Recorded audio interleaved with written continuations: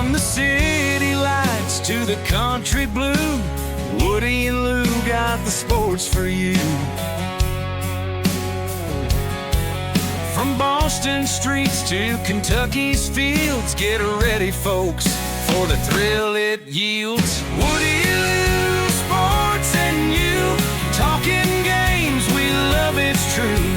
Every play, every score, let's dive in, it's time for more.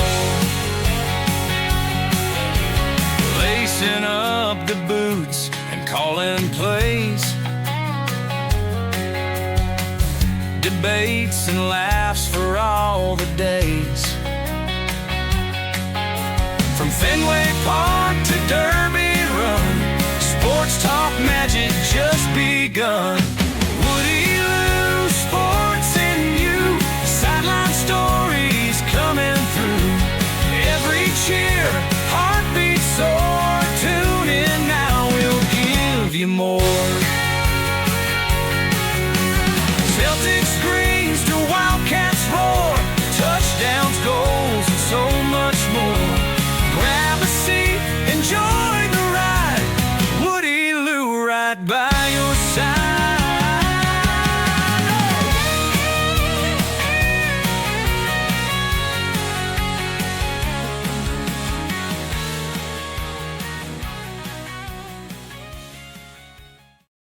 The views expressed by the hosts are their own and do not necessarily reflect the official policy or position of the Department of Defense, the U.S. government, or any of its agencies. The information provided is for general informational purposes only and does not constitute legal advice. No attorney-client relationship is formed by providing this information, and nothing herein should be relied upon as legal counsel. For legal advice specific to your situation, please consult a qualified attorney. Good pop. That's a good pop for episode 41. We needed that, Braxton. Some pre-show chaos, as is the norm for Woody Lou, sports and you, but we're back, and you are back in the Commonwealth of Kentucky. I'm going to hand it over to you, Braxton. Just to be clear, this is not going to be my final setup. That we had a time getting on air as my dog tripped over a wire, which then had a domino effect. Rube Goldberg, or whatever that guy's name is, if you will. I'm covered in water. My carpet is stained. My chair is stained. Things aren't great. So you got a thick mustache and a Kentucky blue hat on. Yeah, I'm getting live production from our producer that our audio is not working, so I don't know if we're being trolled. It's a big show. We have a lot of people viewing in who don't typically view in, so it would be par for course for our audio to be disrupted. Our audio's not working. Oh, no. That's what I'm being told. If we can get someone in the chat to tell us if they can hear us, that'd be great. I'm going to assume if no one responds, that means they can't hear us.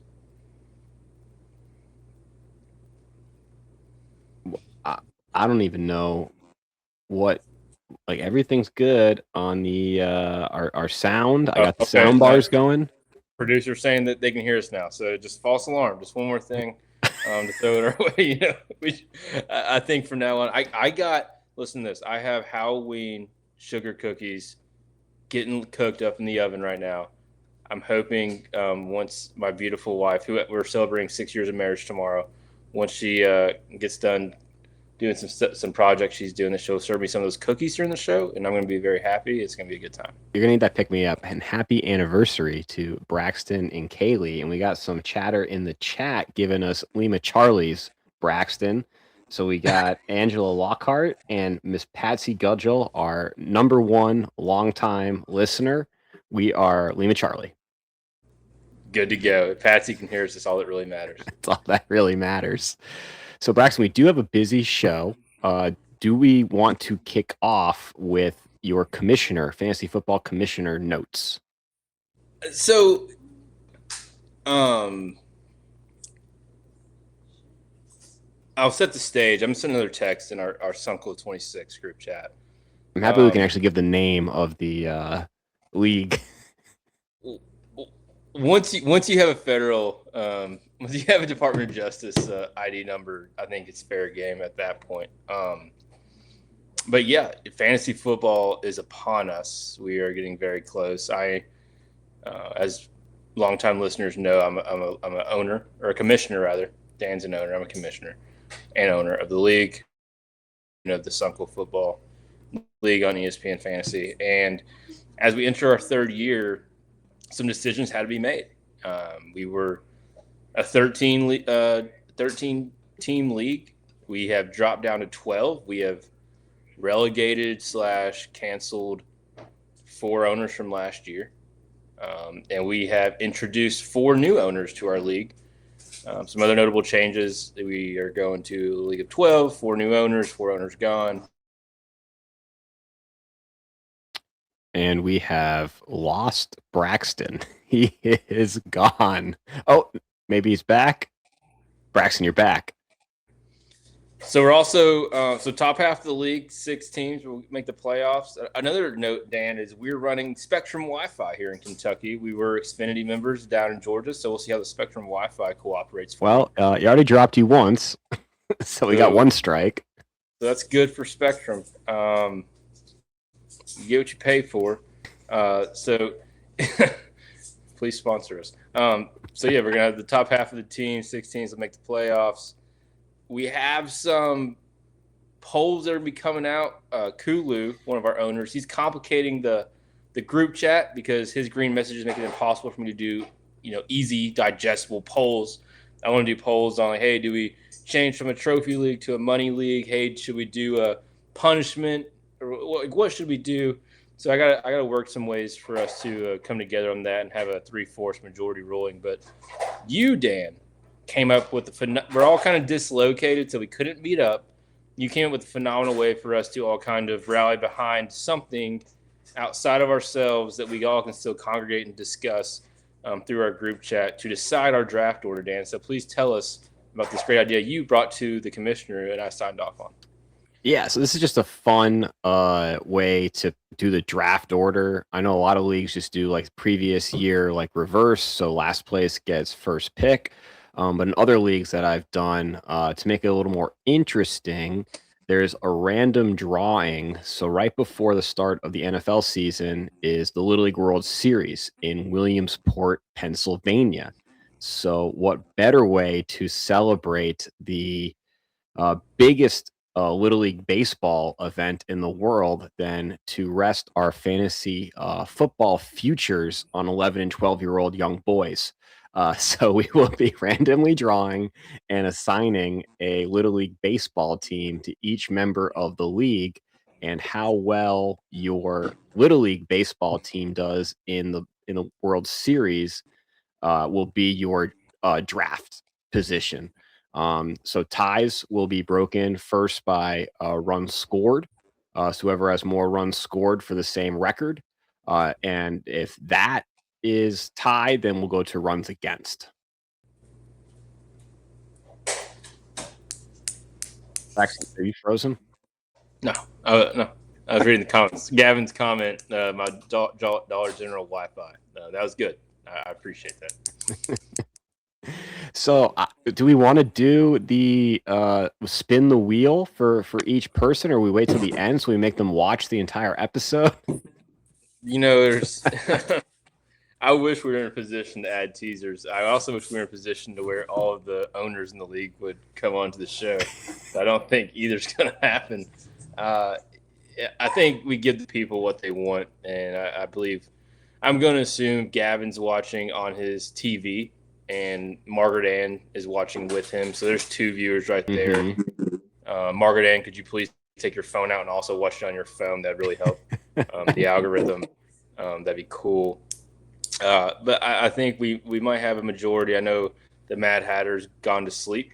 He told me he has an early morning, so he's already going to bed, and he'll just find out. I know last year's champion, Mason McGregor, is watching the Odyssey. He decided to go and see the Odyssey during the live show. I mean, he'll have I imagine him having an AirPod and his phone up in the middle of the Odyssey. That would be a true Woody Lou Sports and News super fan. You would think the winner of last year's league would be that committed because he's already dropped the Drake back-to-back link in the group chat, so he's prepared to win once again. And we got Bryce Kelly, TAC B7W. He in. Yeah, so Bryce Kelly's in. Welcome, Bryce. Mackenzie, if you're watching on Bryce's phone or the TV, can you also put it on your phone? That'd be sick. We got a lot of couples in the. So I think we're good, Dan. Just to set the stage, we have a wheel, and I'm gonna say this, Dan, live. We had no pre-show production because we had brown water and real water spilled all over a brand new rug that we unboxed today for the show, so we were in shambles. The drawing order is going to be based off last year's finishers. So Mason gets the first draw, so on and so forth. And then for our 4 newcomers, it's alphabetical order by first name. Yep. So I believe Bryce would be the first one of the newcomers. My understanding, Dan, you have included both U.S. and international teams. So all 20 teams are on the wheel. We're going to spin the wheel. And then as after each spin, that team's going to get removed. So I do need you, because I don't know if it will save. I need you to write down which. Okay, perfect. Good. I really hope this is live producing. I did a test run earlier today. Hopefully this doesn't blow up in my face. And just so people know, this is a passion project that me and Dan really care about, and I know Dan on the technology side has put a lot of work in. We have honest hearts and try really hard for this. We get on 30 minutes before, didn't see my dog tripping on a wire, which has had just a grotesque effect. And we just moved into this new home. We have all this new furniture, and things just go haywire. But we best foot forward intentions are there. We're hoping that this goes smooth. It will go smooth. And I'm hoping it'll go smooth. It's not good. And I'm hoping that I pull the international Pacific Asian team. Yeah. Well, there's 2. We got Japan and South Korea. I'm really hoping for Japan or South Korea. I won't be picky. And so hopefully we get a good draw. So we got in the chat, Margaret and Mackenzie both say, "Hey, Brax." So we got 2 more listeners. We're at an all-time high for concurrent viewers. So I think without further ado, let's get to the wheel. All right. Let's do it. Mason's up on the clock. Okay, Mason's up on the clock. So you have the order, right? Yeah, I got the order. Mason's first. Okay. Fingers crossed. I think it's gonna work. Oh yes. This is sick. Canada for Mason. Oh, that's a tough one. That sucks. You work so hard and win the league just to draw Canada. That's all right. You ready? Yeah, Dan, you're up next. This is my pick, right? This is your pick. Okay. Now this is a website. I haven't done anything to rig this, so as my disclaimer. Okay. And the wheel is spinning. Don't want dead air for our Spotify listeners. Oh no! Czech Republic. That's rough. That's You hate to see that. They were in the WBC. I'm pulling the plug on this broadcast. So we got to start over. Okay, who's up next? I am. Okay, Braxton's up next. Let's go. I've already looked up South Korea's roster. I'm familiar with their second baseman and shortstop, Jungho Lee. Iowa. Oh. Not great. Iowa. Why do I feel like you, me, and Mason have picked the most unathletic teams off the rip? Like if I'm Gavin or Bryce or Mackenzie, like I'm still feeling really good. Oh yeah. Who's up now? Kaylee's up next. Oh, Kaylee. She's gonna get Japan. Watch this. The wheel is spinning. Oh, good. Did she get California? Yeah, she got California. That's a good pull. That's a good pull for Kaylee. That's the best pull so far. She earned it after her rug getting Chula ruined. Vista, Kayla used to win all the time. The blue and yellow Chula Vista. I don't know who's in it this year. Okay. All right, Gavin's up next. Gavin. Okay, Gavin.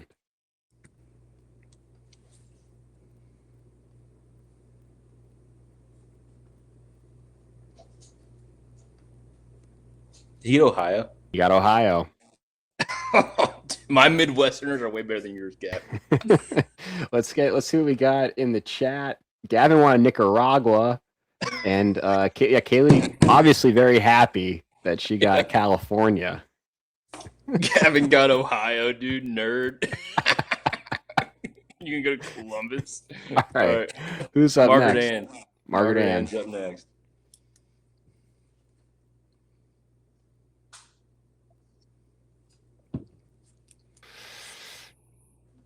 Oh, she was so close. She got Pennsylvania. She was so close to Panama. I thought she was going to get Panama. Well, I'll tell you this, Dan.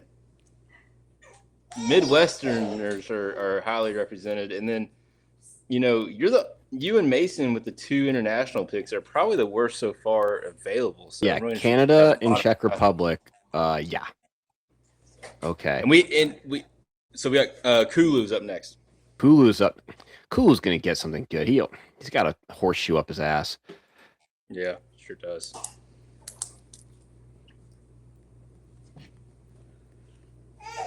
And the wheel spins. Nicaragua. You got Gavin's pick, Nicaragua. It's pretty close to Japan. Next, we got Mad Hatter. Mad Hatter needs a win here, dude. I hope he gets Japan. I feel like there's all pretty good teams left. Yeah, they can't get much worse than Ohio. So,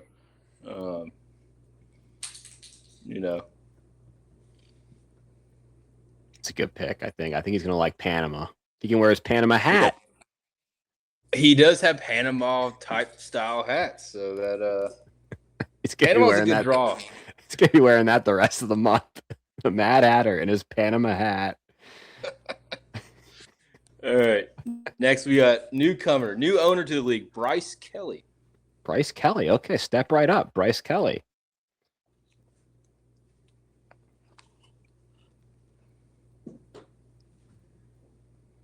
Oh. New Jersey. Did you watch their final? Their regional final?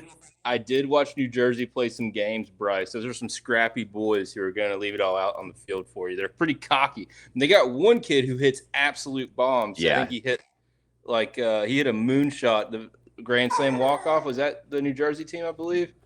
Well, I know he had their first 5 RBI in the regional final against Connecticut. And I'm pretty sure that they went undefeated the entire regional. That's a good team. Yeah, New Jersey's a good draw. All right. Up next, we got first-time owner, welcome to the league, Chris Cowell. Chris Cowell.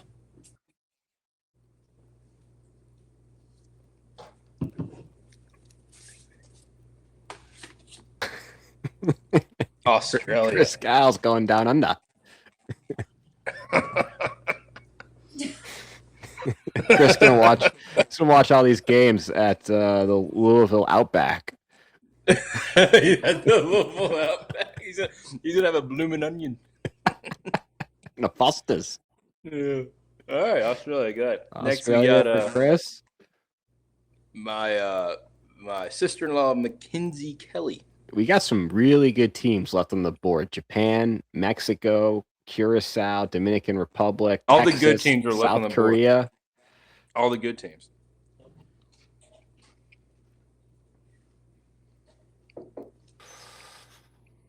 Oh. All right. Japan. With the first pick in the 2026 Sunkel draft, Mackenzie That's actually right. draws Japan. Congrats. Bijan Robinson is also off the board, so go ahead and start looking elsewhere if you thought you were going to draft Bijan. We got some great chatter here. Gavin, wait till Wing Wednesday, Mackenzie and I am screaming at the projector at beefs over an Ohio error. That's the best part about this is it gets so mad at 12-year-old boys. So I was looking at rosters last night. I didn't look at Iowa, so I don't know who I'm working with yet. But we were looking at rosters, and I was talking to Kaylee. I was like, I can just see Gavin just drinking some Modelo's and just dog cussing some kid for like a boot at second base or a throwing error trying to turn two on a big double play opportunity. All right, who's up? Last but not least is our final newcomer to the league, the 12th man, Ty Stewart. Ty Stewart. Okay, a lot of good teams left on the board.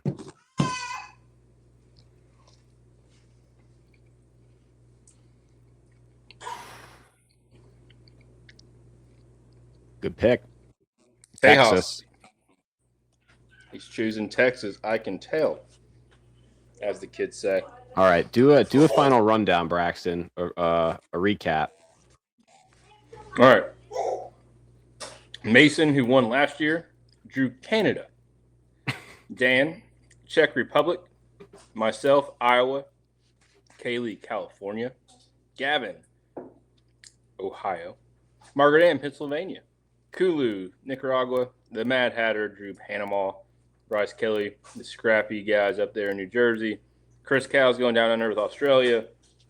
Mackenzie has Japan and the first overall pick, it looks like. And Ty has Texas, courtesy of Ella Langley. I think, Dan, it is safe to say that of the international grouping, Mackenzie will at least – I think Mackenzie for sure secured herself a top 2 pick.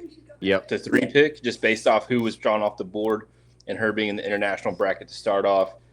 As far as everyone else, the only teams that I watch closely enough to have comment on is New Jersey. I know New Jersey is really good.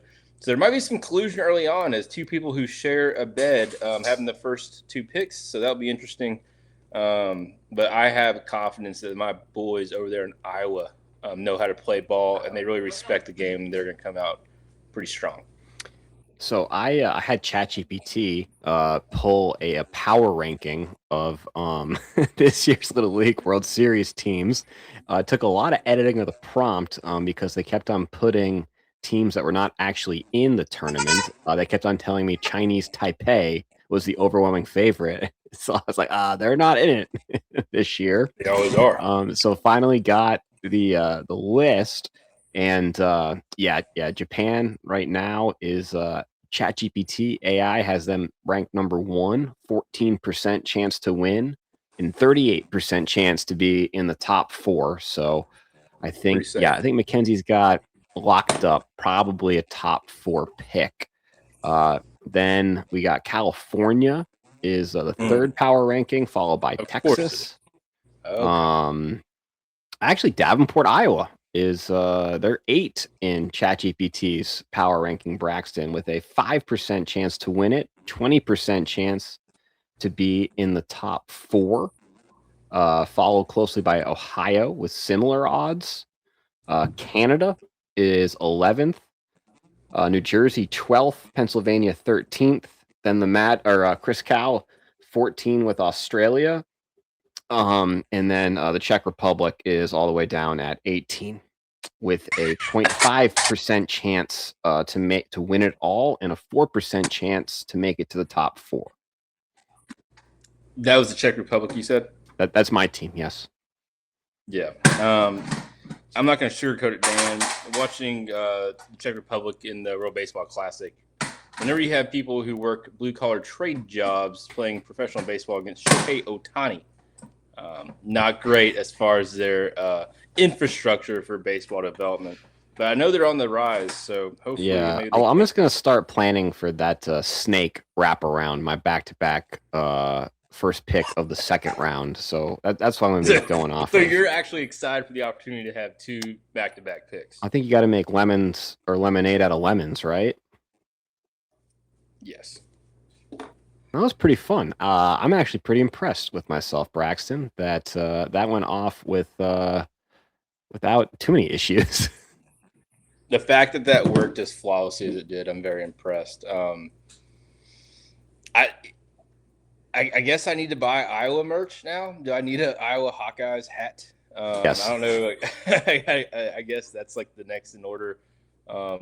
Gavin, don't worry. I'll send you a big Ohio State hat via Amazon because I know you want to represent the Ohio Little League World Series team. Yeah, it's going to be a good time. I'm really excited for the Little World Series. And actually, Dan, before you even came up with this idea, ironically, even though we've been in the middle of a move, like when I have been watching TV, I have been watching a lot of the regional action, even the girls softball, which I've not. This isn't a topic, just a quick note. Watching the girls softball, Kentucky was in the championship. I think the girls softball teams are better than the boys baseball teams. I feel like they were throwing harder as far as like interesting ratio. Yeah, the girls were. I felt a lot better. They seemed more mature on the diamond, which is appropriate. Girls are more mature than boys at that age. But I'm really excited for it. Hope Iowa pulls through, and I'm going to be really happy getting like the 5th pick in the draft, which in a snake is an absolute terrible place to be. So it's going to be a fun year.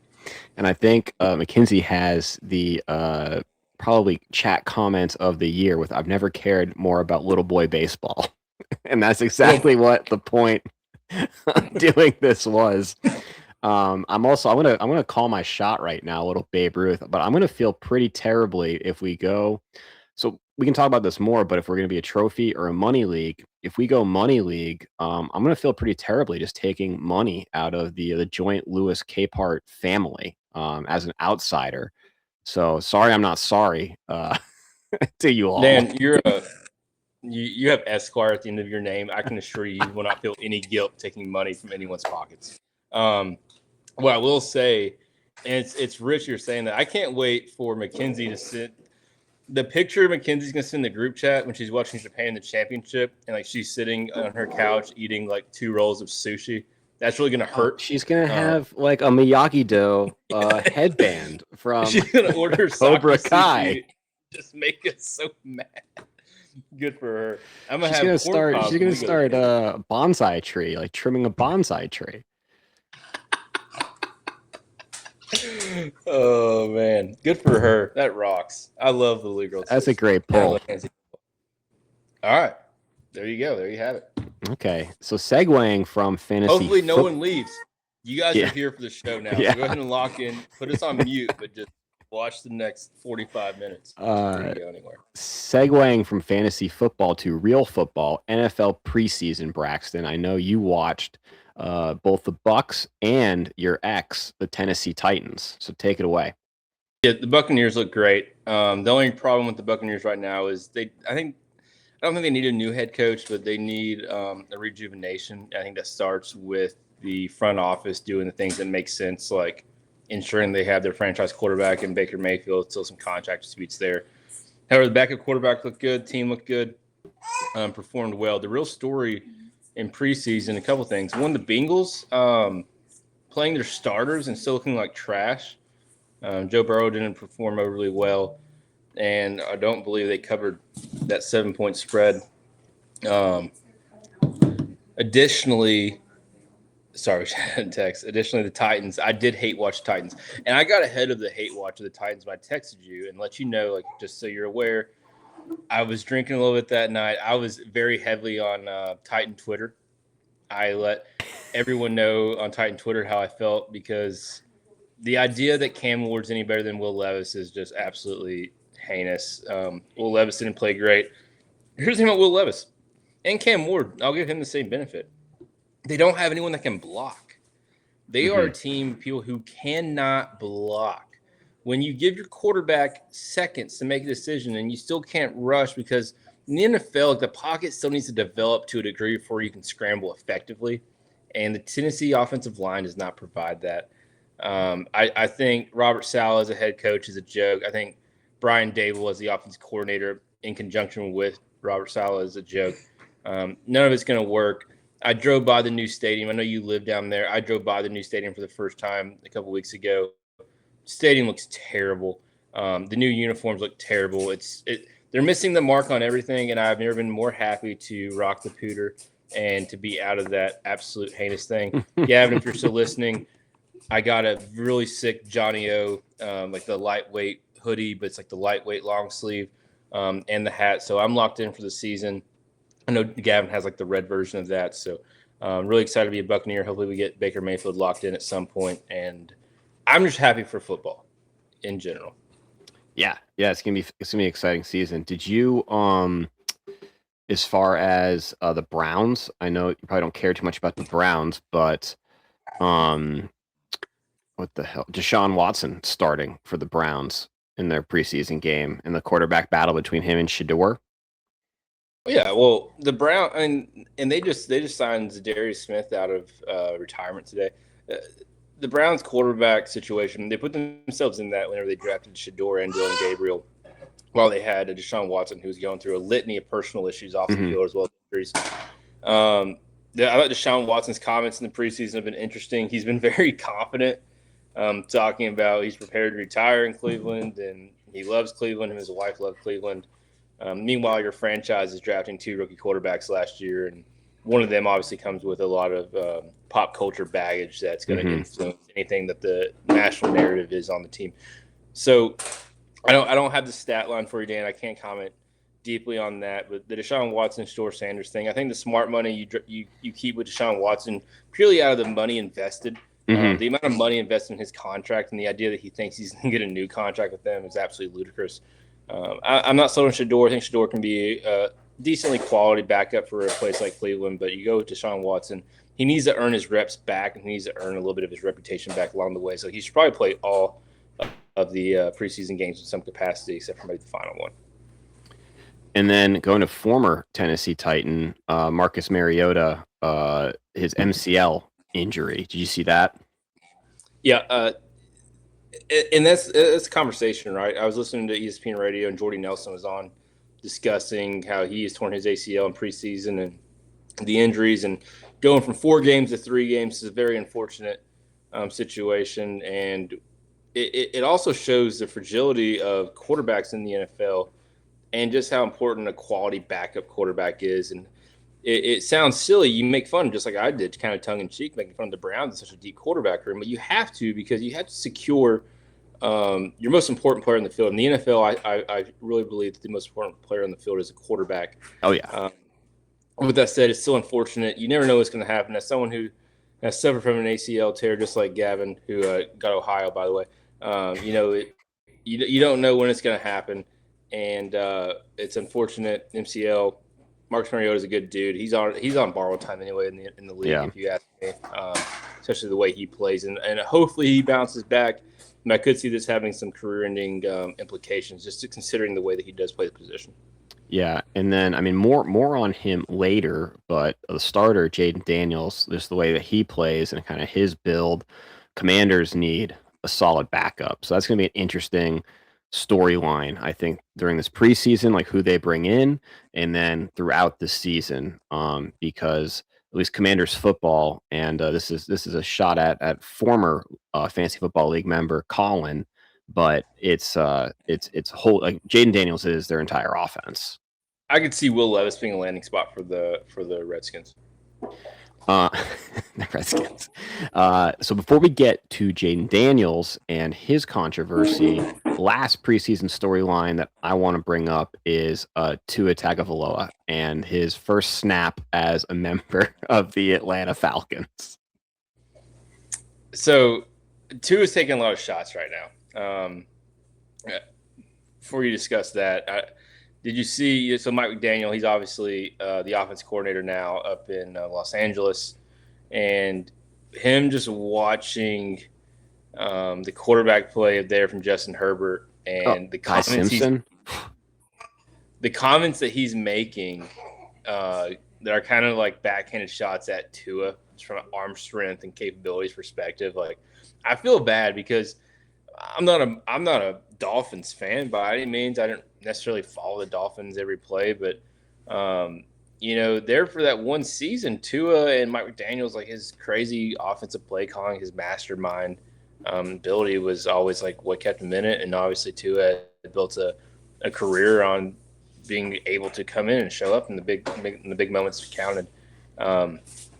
But Tua, I almost feel bad for him. Like, you can buy his Miami Dolphins jersey on Fanatics right now for like $15. Like, it's just a bad deal. And he goes to Atlanta, which is another weird quarterback room situation. Being in NFC rival with the Buccaneers, I'm happy for it, but also we still need to secure Baker before I get too happy. But they have a lot going on in Atlanta as per usual, and then the Broncos just absolutely just boat raced them. Yeah, in Mercedes-Benz. So it was not a good look at any way you look at it. Broncos are going to be good. I think they are, unfortunately. I mean, if I'm blanking, who's their starting quarterback? The guy from Auburn. What's his name? Bo Nix. Bo Nix. If he's healthy, they go to the Super Bowl. It's not the Patriots last season. Yeah. Okay, so speaking of SEC quarterbacks and SEC football, controversy this past week with a former LSU Tiger and Heisman Trophy winner and number 5 at LSU, Jayden Daniels, getting all poopy pants that they gave his number to sophomore cornerback DJ Pickett. You can't do it. And what I mean you can't do is you cannot have your legal or agent representation send official documentation to the university explaining the way that you feel about a situation and then see the public outcry and then try to defend it / explain it via Twitter from your personal account. And it's the classic, Dan, I love it so much. It's the something goes wrong. I say something that I shouldn't have said. Something gets out, and it's, hey, I know whatever, but I got a season I'm really focused on. Yeah. Well, are you really focused on training camp in the next season, or why is this coming out? Because I could be a quarterback, and I could have gone and played at Kentucky and could have crushed it, won a Heisman, didn't win a national championship, could have won a Heisman. I wore number 10, and then I go to the NFL, and it's preseason, and why would my agents or attorneys or whoever be concerned about the corner in 2026 wearing my number under a new coach, 2 coaches removed from who? Like, it doesn't make any sense. He clearly cared about it in some capacity where it became a thing. He got backlash. So I'm just worried about the Commanders' upcoming season. It was super lame. Everyone thinks it's lame, and the idea that he thinks he's in the same era as Joe Burrow is laughable. Yeah, I can understand him feeling like disrespected, and I think the whole situation was poorly handled by, probably the Brian Kelly coaching regime, where they, without talking to Jayden Daniels, promising the number to DJ Pickett in his recruiting. Again, the consensus is that Jayden Daniels is nowhere near the rarefied air of Joe Burrow, Heisman winner. Yeah, go ahead. Oh, hold on. But why do you have to promise it? And here's my thing. It's not Colorado. Coach Prime wants to retire people at Colorado, whatever. LSU was LSU before Joe Burrow, was LSU before Jayden Daniels. LSU, last I checked, there was not a jersey retirement ceremony in honor of Jayden Daniels. They brought him on the field at the 50-yard line and did a big ceremony and a luncheon. The idea, and I think this is I'm the man yelling at the clouds, and it feels like a generation thing, is the idea that, oh, well, I won the Heisman, I was that number, and then what is that? Who cares, dude? You didn't get your number retired. Yeah, in 15 years, when we look back and you had an awesome NFL career, you did great things for the university, you were an ambassador for Louisiana State University, we're going to retire number 5. Yeah, we can have that conversation. No one's going to remember the dudes who wore number 5 between when you graduated and you getting retired because you're Jayden Daniels. So it's ridiculous. And you look at the University of Kentucky, we haven't retired anyone in the rafters for a basketball player since Tony Delk in the 90s. John Wall doesn't have his number retired. Anthony Davis doesn't have his number retired. Have you seen any of those guys come back and say, oh, well, why'd he wear number 23? No, it's lame, dude. Yeah, you're in the NFL. It is. Move on. It is. And I think Joe Burrow's coming out the best from this because his interview, he was like, yeah, they told me that the number wasn't going to get reissued, but things happen. I think the funniest part of this is that when Jayden Daniels came into the NFL, Trace Way gave him his number 5 because Daniels specifically asked for it, and Trace Way being a teen guy, according to Washington Commanders website, gave it to him because he wanted to help usher in the team's new era. So I just think it's funny that Jayden Daniels is getting all poopy pants about his number going to some hotshot cornerback is going to help LSU win games, his alma mater, and he was given the number. Someone else had it. Well, yeah, that begs two things, right? Like, if he really cares about LSU, and because in theory, him caring about who wears the numbers, him caring about LSU as well. And if you really care about your university, if the head coach calls you and says, Jayden, man, you're crushing the NFL, listen, I got to give this guy, we need this defensive back. We need him. He's going to be great. He's going to be in the league. You're going to be facing this guy in 3 years, Jayden. He's so good. He wore number 5 in middle school. He wore number 5 in high school. His uncle wore number 5 when he went to college, and the number means a lot to him. Hey, coach, is that going to help the university if you get this guy? Yes, it is. All right, have it. And then that's the other thing that I think about, too, is if I was in the big leagues or the NFL or NBA, I'm going to tell you this right now. The number I have would – the amount of money I would charge a kid for the number I have, it would pay for a substantial amount of vacation and off time for me. It would not be a McDonald's dinner. You know what I'm saying?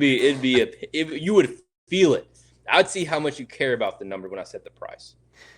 Yeah, and in addition to Joe Burrow coming out the best from this, I think Lane Kiffin also is coming out the best from this controversy. He wasn't part of DJ Pickett's recruitment. He didn't make the promise, but I love that he is sticking firm. He was promised the number. He's gonna wear the number. I think that is coming in to be the head coach. He's got his players back, and he's not going to fold to the pressure of a, I guess, influential alumni that's in the NFL. Yeah, it's lame. There's no way to come back from it. Him tweeting kind of tells me that he thinks it came off bad, and I think the best thing Lane Kiffin can do is, well, you brought Ed Orgeron back, but anything you can do to silence the Brian Kelly connection to the university right now is the best thing you can do moving forward. And I will say the memes that have come out of this have been fantastic. One of my favorites was the Department of War is considering adding a 6th side to the Pentagon to be the hexagon because they're afraid of Jayden Daniels suing. My favorite was the picture of Coach Prime's foot, saying that in respect to Jayden Daniels, he ensured that he did not have 5 toes. That was my favorite. That's good. That's really good. Oh, man. So moving on to less controversy, Scottie Scheffler, the first round of the FedEx Cup playoffs at the St. Jude it's in Memphis, TPC Southwind, not Crosswind, TPC Southwind. I know, Braxton, this is a tournament in golf course that you've been to. You asked for this on the ticker topic, so I'm going to let you take it away. Just Scottie in general. Scottie's had and this was I sent you a list of ticker topics, so I don't have a super passionate opinion of this, but it kind of goes into another topic I believe I sent you in jest. So Scottie's had a weird year this year on tour.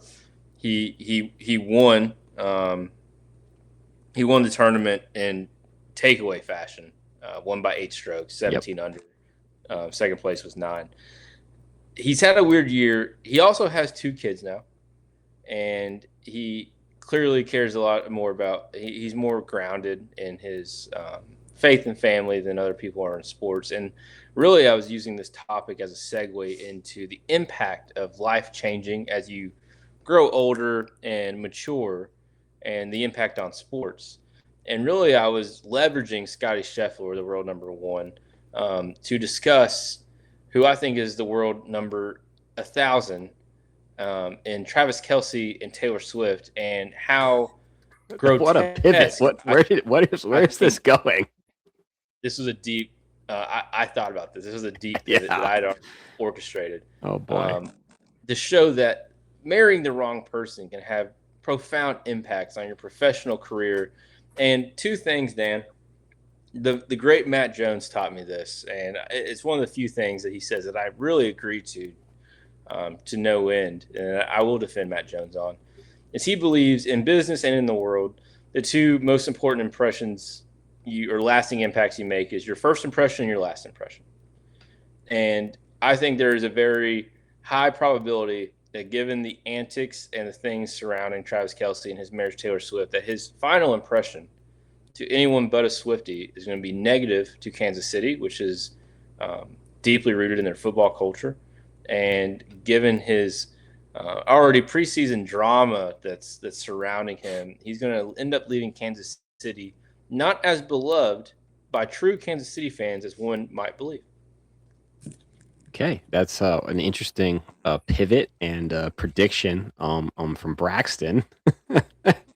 Wow, I was not expecting that when we were going to talk Scottie Scheffler. I thought we were going to talk about his switch in drivers for the St. Jude that catapulted him to his 8-stroke victory and remaining number 1 in the FedEx Cup standings going into the BMW Championship. But that was given my see, and this was also a testament. I wanted to see if Margaret Ann was still listening because I knew she would have comment on this. And if I don't get a comment from Margaret Ann here soon, I'm gonna know that she's not listening anymore.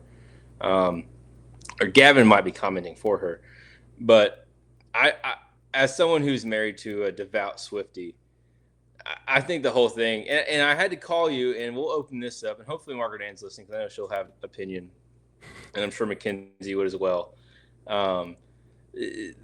Just the whole shtick of Travis and Taylor in their off season and him coming back for another year in a waning Kansas City, where I can't help but believe Andy Reid is very tired of the antics. He's wearing his wedding ring.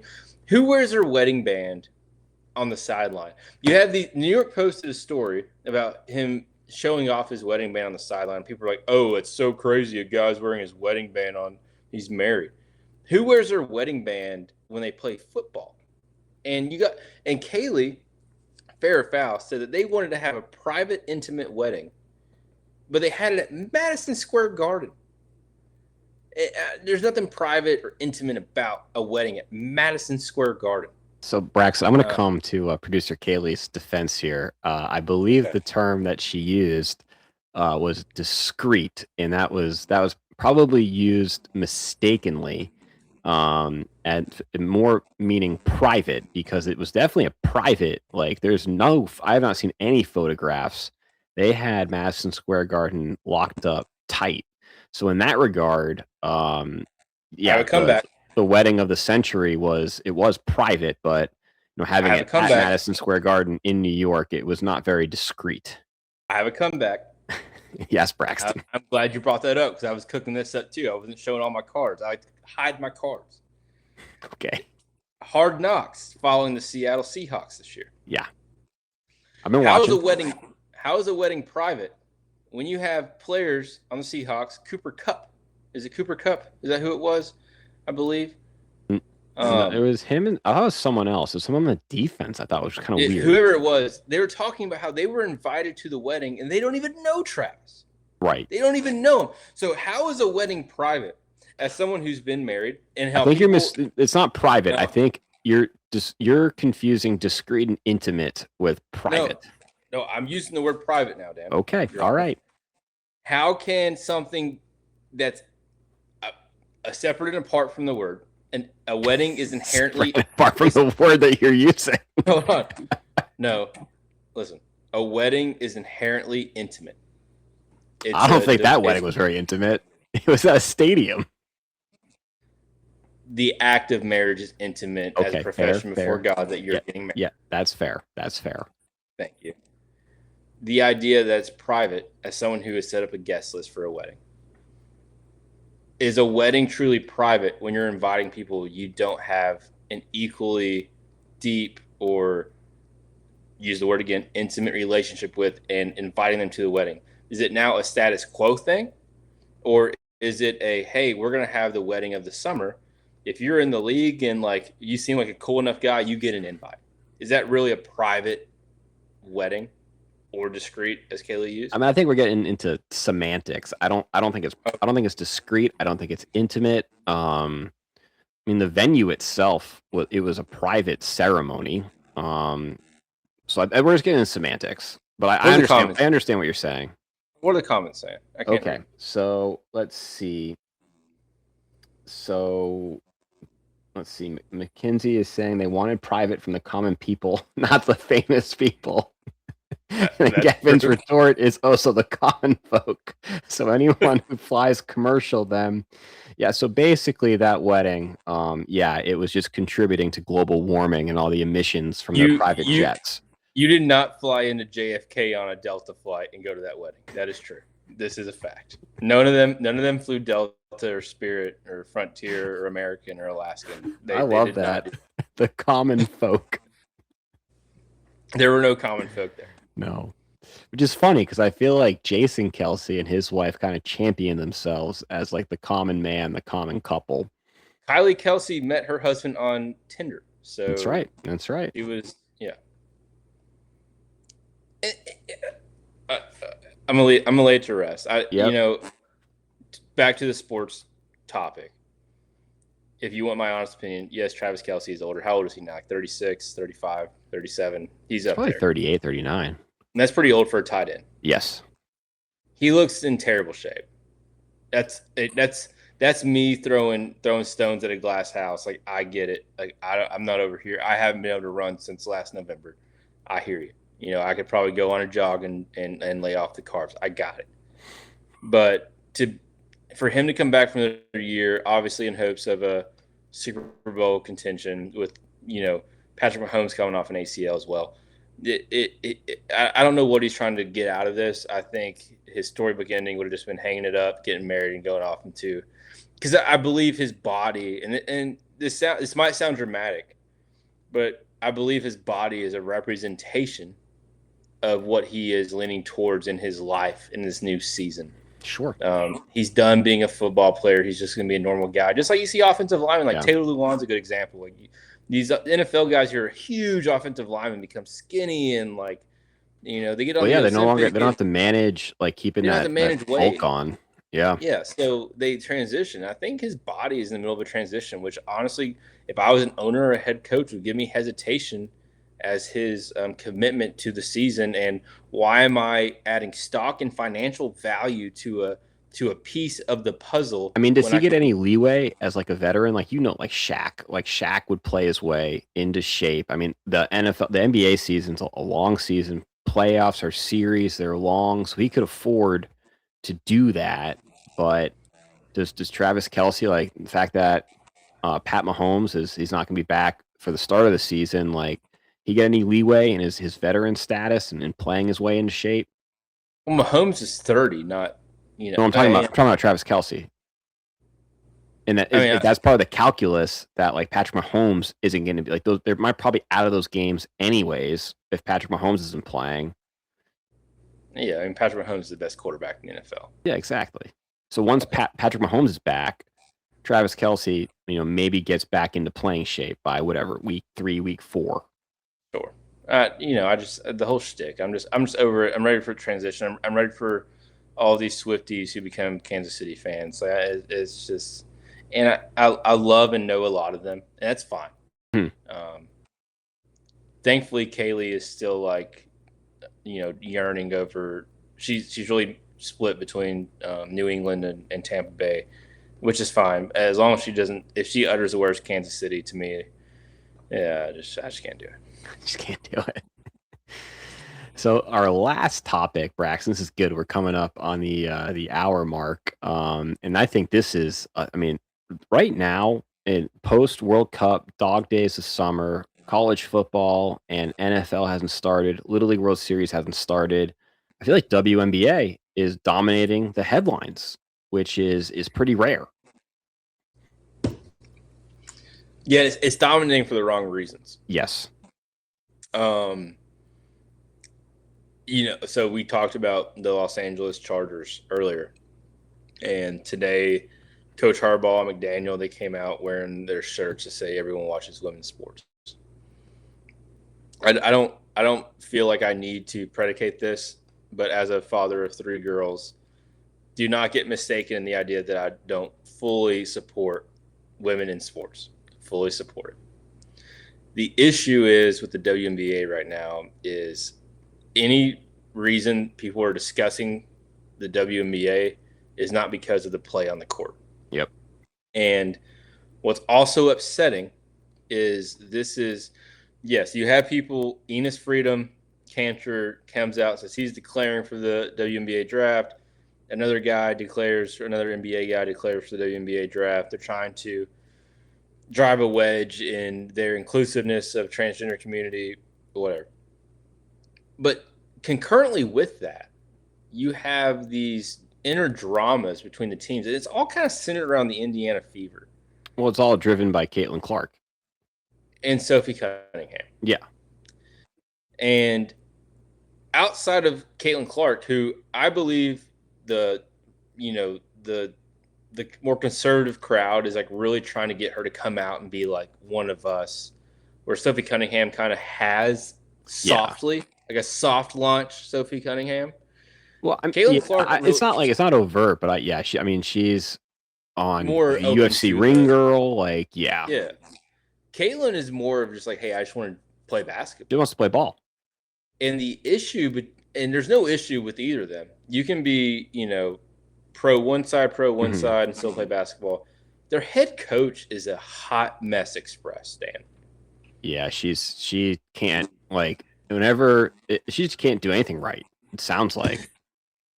After the Sophie Cunningham, Asia, I think it was Asia Carrington, yeah. After that foul situation, she comes out and she defends Asia, not her own player. Did you see the body language from Caitlin Clark during that interview? Bad. She later rebuts and says, hey, when I made the comments, I wouldn't have made the comments if I had saw the replay. Okay, well, if you hadn't saw the replay, maybe don't comment. And maybe the default should always be to defend your player no matter what. Right. Because you can always survive the locker room when you defend your player. Even if you're in the wrong, you defended your player. But then she goes on the second press conference after that. She was on a tirade about how everyone else are causing these issues. It's not the play on the court. It's not her players. It's the Twitter and Instagram and Facebook and conservatives, and they're causing the trauma. But you know what? Love will win. Being nice will win. Kindness will win. All this great stuff. Mm-hmm. But then she finishes her press conference with, and if you don't think that, then go to hell. And it's like, sweetheart, I love you. I see what you're doing. But you can't say all these very nice, like culminating, bring us together things, and then say, but you know what? Go to hell. She needs to get a new like PR publicist, or the PR Fever needs to get someone new. And and here's the truth of the matter, and this isn't political at all. I'm pretty apolitical when it comes to sports because I really don't care if you are the biggest left or right person. If you are good, and especially if you play for my team, I don't care. I don't care what you're into. But the Indiana Fever need to recognize that they have lightning in a bottle with their roster. Mm-hmm. The Indiana Fever basketball team in Indianapolis, which is a state that loves basketball, they have the best opportunity to grow the WNBA. They are not going to be able to grow the WNBA if they maintain the current positions they hold, especially with the head coach in charge. They need to do their best to find a regiment that maybe brings Sophie Cunningham in and say, hey, Sophie, just like Caitlin, let's just play basketball, because they want reactions left or right. But their head coach is getting in the way of that, and I don't think she survives this season. They're playing well. So I mean, at least they'll play on the court, but as far as the soft skill stuff, and it is disappointing, like you said, that it's dominating the headlines for things that are more politically charged. In case in point, I think it was Friday night. It was Dallas Wings against the Indiana Fever. It was two former number one picks. I would say the young faces of the WNBA in Paige Beckers and Caitlin Clark. I feel like that should have been, the basketball should have been covered much more. And Caitlin Clark, I believe she had a double-double in that game. And her and another, not Sophie Cunningham, but another teammate are on pace to break, I think they're tied for the single season record in teammates having double-double in the same game. Yeah, it's unfortunate. And that's the thing that like people need to realize, like everyone watches women's sports. Yeah, women's sports can be, there's clearly I don't even want to say talent, but physical difference. Yeah. But as I said earlier in the show, not even thinking about this topic, not even setting it up, I enjoyed the Little League softball World Series. Yeah, you said that. Yeah, they're good. Those Even girls are honestly, so- like the college softball World Series, I think I've said on the show before, one of my core memories is we always seem to go on our like beach vacations during the college softball World Series. Mhm. And I had zero interest. My mom can attest. I had zero interest in going and laying out on the beach. I wanted to be in the hotel room watching Florida play Oklahoma in the College World Series. Yeah. Like I thought it, because softball is so fast paced and it's really fun to watch. Yeah. But have you seen any of the new women's professional baseball league? that's the national anthem. Did you see that? No, I didn't. It was like what the like original Rockford Peach from like A League of Their Own. Yeah. It's an ad, a prominent ad I'm getting on a lot of my sports podcasts I listen to, and I mean, I'll probably get crucified for saying this, but like the product just wasn't good. Like they're throwing in, they look like almost like ephuses, like coming in at like high 60s, like mid 70s from 60.6, and it's just it wasn't very fun baseball to watch. No, and the inverse of that is even they had the professional softball league and even like high level college softball. When they throw the softball between 68 to 79 miles per hour, the equivalent to that of a baseball would be 95 miles per hour. Yeah, exactly. Like from that it's 40 feet, which is a super competitive, like super hard to hit. And it's but the same thing. I think Kaylee has told me about like one of the things that grew her away from softball as a kid was her playing baseball instead of softball. Mm-hmm. And it's fine. I think it's completely fair for girls to have their own league, and I think it can be fun. And I think that going back closing out the WNBA topic, just keep it about the sport itself, and don't play into the outside noise. And I think like my comment, like sure, like having I think A League of Their Own, like that was awesome, like that movie. And during World War II, when the Major League Baseball players either enlisted or commissioned or were drafted to go fight in Europe and Japan, that was great. But like this league, I guess like what I'm trying to say is like the expectation should not be to compete or get the same viewership as like even like minor league baseball or like college summer league baseball, because like the product, like it's a different game that is not, I would say, like the best for watching on TV. No, and some things translate better to in person. It's all about marketing. It comes down to marketing, which I know we're about to close out, but speaking of tires, if you watch season 3 of Tires, which that's Kaylee right, yeah, this is our last topic, your show, Netflix, Braxton's hot take that Tires is the greatest show ever. Dude, I love Tires so much. I was cackling laughing at season 3 last night. I already finished season 3. If Gavin's still watching, he can comment. Right. I gotta watch Tires. Shane Gillis. How long are the episodes? Like it's pretty easy to rip through. 22 minutes. Like okay. Yeah. All right. I breezed through the whole. There's 12 episodes for the season 3. I watched them all in like 2 nights. Okay. They're great. And the backdrop of it, they have their script. They have full scripts for each episode, and they have their lines that they have to get in there to carry on the story. But Shane's gone on an interview and said that, they have to get in their lines. They have to carry on the story. But the rest is just them ripping. And he hired people in the show that he was friends with from Pennsylvania. So like the people weren't famous. Like the guy who plays his cousin in the show as the store like manager, like he was essentially a nobody. And then Shane gave him this break, and he's gone on to like say how like he finally got money in his life, and the first thing he did was buy a golf club membership because he loved golf and he wanted to go to golf somewhere. Like it's really humble beginning type stuff. And the comedy's not for everyone. I don't think Kaylee thinks this as funny as I do, but I was dying laughing at almost every episode, like genuine laughing. It's very easy watch, and I really recommend everyone to watch it. Shane Gillis I think he's the funniest person of our generation. I need a new comedy, so I'm going to put that in the queue.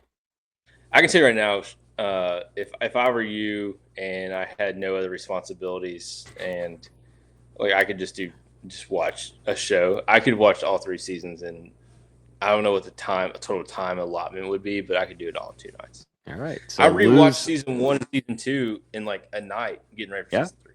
So Lou's recommendation, Tires, now streaming on Netflix, seasons 1 through 3.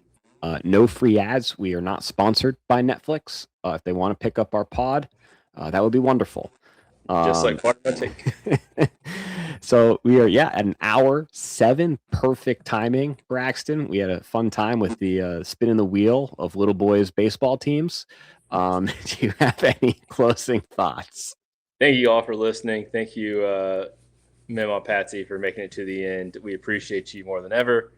Thank you for everyone who tuned in, and we cannot wait to be back next week with an awesome episode. Yeah, stay tuned next week. But before then, make sure on Spotify, YouTube, you subscribe, like, download, and share. Have a great week, everyone. Cheers.